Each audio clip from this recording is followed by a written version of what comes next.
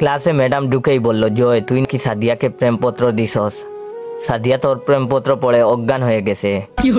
ম্যাডামের কথা শুনে আমার কলিজা শুকিয়ে গেল। সাদিয়া ম্যাডামের একমাত্র মেয়ে, ডাইনি মায়ের একমাত্র আদরের সন্তান। ম্যাডাম আবার বলল, কিরে তুই উত্তর দিচ্ছিস না কেন?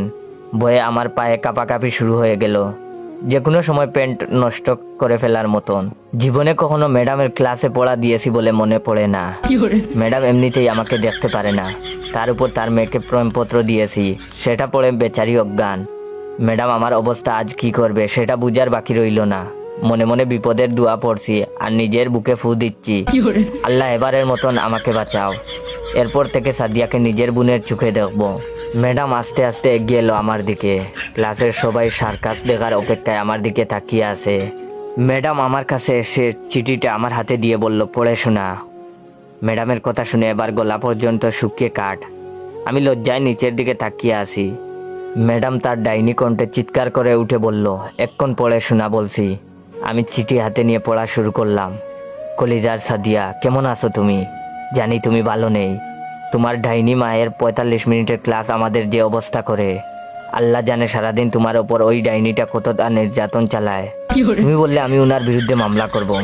প্রথম দিন তোমাকে দেখেই আমার বুক কেঁপে উঠছিল। সেই কাঁপুনিতে বাংলাদেশ ও মায়ানমারের কিছু অংশ কেঁপে ওঠে, অথচ মানুষজন বলে সেটা নাকি ভূমিকম্পের কারণে।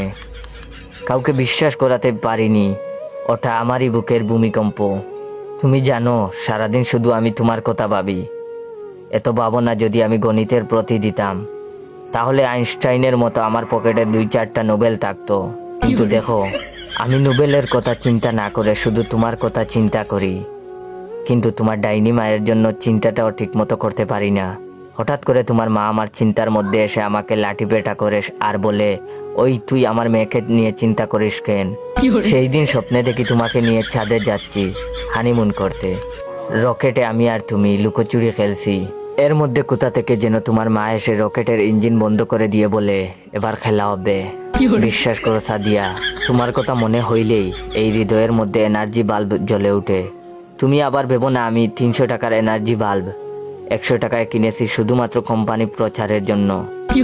আমি ফিলিপ বাল্বের কথা বলেছি, যা দিবে তোমাকে শতভাগ আলো ও দীর্ঘদিনের গ্যারান্টি। সাদিয়া বিশ্বাস করে এই মানে। হঠাৎ দপাস করে কিছু পড়ে যাওয়ার শব্দ পেলাম। সামনে তাকিয়ে দেখি ম্যাডাম অজ্ঞান হয়ে মাটিতে পড়ে গেছে। সবাই মিলে দৌড়াদৌড়ি করে ম্যাডামকে তুলে ডাক্তার ডাকতে গেলাম। ম্যাডামের জ্ঞান ফিরলে প্রিন্সিপাল ম্যাডাম আমাকে ডেকে পাঠালেন। উনি বললেন, তুমি নাকি ম্যাডামের মেয়ে সাদিয়াকে চিঠি দিয়েছো। কি ছিল সেই চিঠিতে? দেখি চিঠিটা আমাকে দাও। আমি বয়ে বয়ে প্রিন্সিপাল ম্যাডামকে বললাম, আগে এখানে ডাক্তারকে ডাক দেন।